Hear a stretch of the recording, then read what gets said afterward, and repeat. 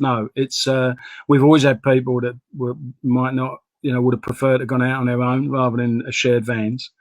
Obviously, the COVID situation meant no shared vans.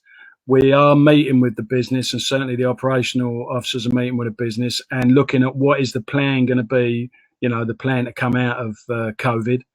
And also, of course, we have to anticipate if we had a spike somewhere, anywhere in the country at any particular time with the different strands of COVID that are coming out, how we would deal with that as well. But, on a positive note, what we're really now looking at is the footprint for coming out of COVID, which would mean, no social distancing, which would mean 2 back in a van. But what we also acknowledge is it will create a problem, not just people who would rather not go 2 back in a van, but the problem will be exposed about the size of the vans, because with the amount of parcels now that have come in, which has been really positive in terms of the finances of the company and everything else, I think there's a big question mark now over what size vans should we be having. You've heard, I think people probably heard the CEO saying there's so many vans off the road. We've got so many vans that are like over 10 years old. And this is another area that hasn't had the proper investment. But investment going forward, I think it's got to ensure that we've got the right size vans. And it's different places, very rural or whatever, it may be okay. But I think we're going to have a bigger variation of vans and a lot more bigger vans. Whether it's delivery officers, whether it's vans, whether it's PDAs, whether it's uniforms. Look, let's start with vans, right? We don't have enough that are the right shape. We have too many that are too old. And we have too many that are off-road on a regular basis. It's just a problem. It's just a problem. Mm. And I think the other thing as well is when I have a look at the costs that I see for rental vehicles, it kind of makes me cry. And then when I see the additional costs of when we send the rental vehicles back and apparently we've damaged them, we get another bill, it makes me cry a little bit more.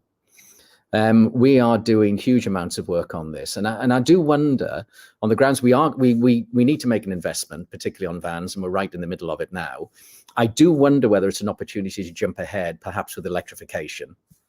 But one thing that I would say, team, is that, these investments are big. And my ask of everybody is let's look after them like they're our own. I think that's really important. And again, I do confess, when I see some of our vans out there, which frankly are not the best anyway in terms of condition, I do wonder whether we could look after them a little bit better. But I'll leave that one for yourselves. But I think the fundamental is our vans are not fit for purpose as they stand. We know we've got a problem. We're trying to solve the problem super, super quickly. Please bear with us. It's going to be where we invest and what is the priority. And I'm pretty sure that Simon on his travels is seeing that there's been a huge lack of investment in the estate, in many of our offices that are just struggling, with more parcels, etc. And there's so many different aspects of the operation that could do with a real injection of investment. So it's going to be you're talking everything you touch in Royal Mail is millions of pounds, isn't it? So there's going to have to be a strategy around that. But certainly if we're delivering parcels and we're taking on more parcels and we want other products on the doorstep, then you have got to have the tools and you've got to have the vehicles. And I think by definition, we will need bigger vehicles. People are, we're going to get people back to in a van as the sanctions lift in terms of the COVID. But the problem we're going to have is once you go to in a van, you'll then be putting more than one delivery into a van. So, and if you've got huge amounts of parcels and packets, that's going to be a challenge in the size of our current vans. So whatever that investment is in vehicles, and certainly electric has got to play a part of it. I mean, we really should be the industry leader on that because it is the direction of travel.